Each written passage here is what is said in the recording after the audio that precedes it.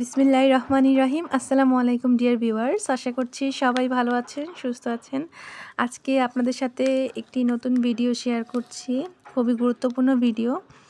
যারা বাসায় গাছ লাগান তাদের জন্য এই ভিডিওটি। এখানে দেখেন আমি ভার্মি কম্পোস্ট কিনে এনেছি। এই যে দেখেন, এটা লাঙল মার্কা কোম্পানির ভার্মি কম্পোস্ট। তো এর আগে আমি যখন ফুল গাছের চারা কিনে এনেছিলাম তখন কিন্তু আমি এগুলো ব্যবহার করিনি, প্রয়োজন হয়নি। কিন্তু এখন আমি একটা ফল গাছ লাগিয়েছি, পেয়ারা গাছ, যার জন্য এটা ব্যবহার করা খুবই গুরুত্বপূর্ণ। তো আপনারা চেষ্টা করবেন ভার্মি কম্পোস্টটা ব্যবহার করতে। আর এটার দামও কিন্তু খুব একটা বেশি না, তবে এটাতে এভাবে বোঝা যাচ্ছে না, কিন্তু আমি আপনাদেরকে বলতেছি আর কি। এটা কেঁচো সার আর গোবর সার মিক্সড করে সম্ভবত তৈরি করা হয়। এটি গাছের উর্বরতা বৃদ্ধি করে, শিকড়কে মজবুত করে, তারপর গাছের রোগ প্রতিরোধ ক্ষমতা বৃদ্ধি করতে সাহায্য করে। মানে গাছের যত ধরনের ভালো আর কি সব কিছু এই ভার্মি কম্পোস্টের উপর নির্ভর করে। তো আপনারা চেষ্টা করবেন ভার্মি কম্পোস্ট ব্যবহার করতে। এটা যে কোনো ফুল ফল সব ধরনের গাছে কিন্তু ব্যবহার করা যায়। দেখেন এখানে লেখা আছে, হ্যাঁ, রোগ প্রতিরোধ ক্ষমতা বৃদ্ধি করে। এই দেখেন, আর সাথে নিয়েছি একটা বোরন সার। ভার্মি কম্পোস্টটা কিন্তু রাসায়নিক সার ব্যবহার করাটা কম, মানে লাগে না। ভার্মি কম্পোস্ট ব্যবহার করলে রাসায়নিক সার ব্যবহার করার কোনো প্রয়োজন হয় না। এটা কিন্তু এক ধরনের জৈব সার, যেহেতু এখানে গোবর সার, তারপর কেঁচো ব্যবহার করা হয়। আপনাদেরকে দেখাচ্ছি, এই দেখেন এখানে লেখা আছে, এই যে, হ্যাঁ, কেঁচো জৈব কম্পোস্ট সার, মানে সব কিছু লেখা আছে। এটা আপনারা মাটিকে আলগা করে তারপর মাটির ভিতরে দিয়ে দিবেন।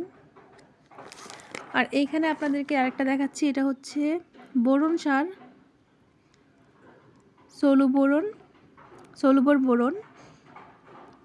এটা আমি এই দুটো সারই আমি প্রথম নিলাম।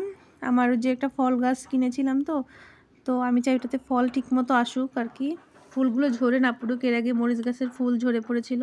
তো এই বোরন সারটা যেন গাছের ফুল ফল ঝরে না পড়ে, এই জন্য এই সারটা নিয়েছি।